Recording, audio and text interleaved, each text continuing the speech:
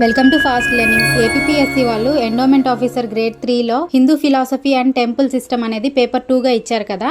ఇప్పుడు దానిలో నుండి రామాయణం అనే టాపిక్ నుంచి మనం బిట్స్ ఏ విధంగా రావచ్చో చూద్దాం. రాముడు చూపిన మార్గం ఏమిటి? కుటుంబ జీవనం, ప్రభు జీవనం రెండింటినీ సమన్వయం చేయటం. రామాయణ పారాయణ గ్రంథమేనా? కాదు, ఇది ఆచరణ ప్రధానమైన జీవన వికాస గ్రంథం. రామో విగ్రహాన్ ధర్మః అని ఎవరన్నారు? మారీచుడు. మారీచుడు ఎవరు? రాముడి చేతిలో చావు దెబ్బతిన్న రాక్షసుడు. ప్రపంచ సాహిత్యంలో ఆది కావ్యం ఏది? వాల్మీకి రామాయణం. వాల్మీకి మహర్షి ఏ పేరుతో ప్రసిద్ధి పొందాడు? ఆదికవి. రామాయణానికి ఉన్న మరిన్ని పేర్లేమిటి? పౌలస్త్యవధ, సీతాయాశ్చరితం. పౌలస్త్యుడు అంటే ఎవరు? రావణుడు. రామాయణంలో విభాగాలను ఏమంటారు? కాండలు. రామాయణం మొత్తం ఎన్ని కాండలున్నాయి? 6 కాండలు. రామాయణం మొత్తం ఎన్ని శ్లోకాలతో సాగింది? 24,000 శ్లోకాలతో. రామాయణం ఏ భాషలో రచించబడింది? సంస్కృతం.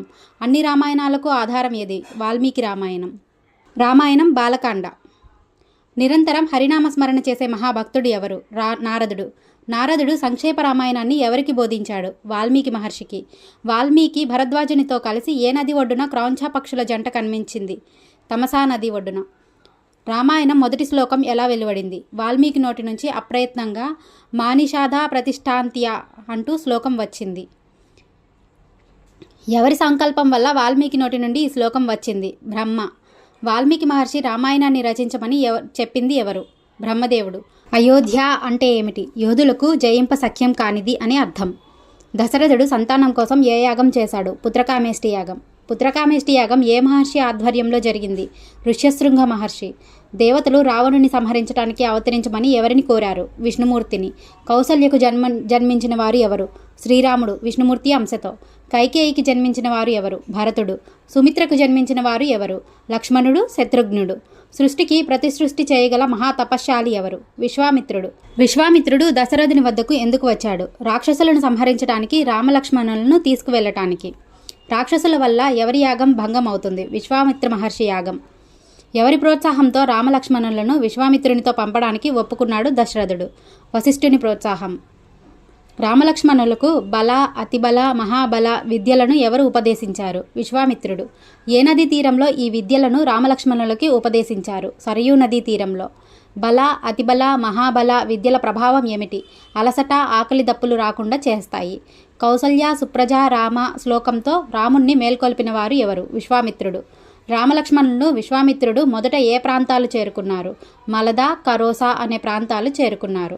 తాటక రాక్షసిని ఎవరు సంహరించారు? శ్రీరాముడు.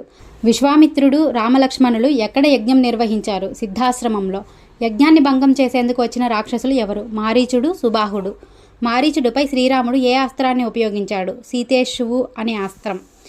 సుబాహుడిని ఏ అస్త్రంతో సంహరించాడు శ్రీరాముడు? ఆగ్నేయాస్త్రంతో. ఈ రాక్షసి సంహారం అయ్యాక వారి ప్రయాణం ఎక్కడికి సాగింది? మిథిలా నగరానికి. ఏ మార్గానికి వెళుతుండగా మధ్యలో గంగావతరణ వృత్తాంతాన్ని రామలక్ష్మణులకు చెప్పాడు? మిథిలా నగరానికి వెళుతుండగా. మిథిలా నగర సమీపంలో ఎవరి ఆశ్రమం ఉంది? గౌతమ మహర్షి ఆశ్రమం. శ్రీరాముడి వల్ల అహల్య శాప విమోచనం కలిగింది ఎక్కడ? గౌతమ మహర్షి ఆశ్రమం వద్ద. గంగను భూమికి తీసుకొచ్చిన వాడు ఎవరు? భగీరథుడు. భగీరథుడు శ్రీరాముడికి ఏ సంబంధం కలవాడు? పూర్వీకుడు. జనకుడి పూర్వీకుడు ఎవరు? దేవరాతుడు. శివధనుస్సును ఎక్కుపట్టగలవాడికే సీతను ఇస్తానని వ్రతం చేసినవాడు ఎవరు? జనకుడు.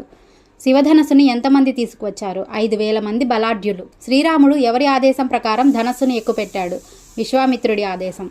శివధనస్సును విరగడం చూసి సంతోషించిన వారు ఎవరు? జనకుడు.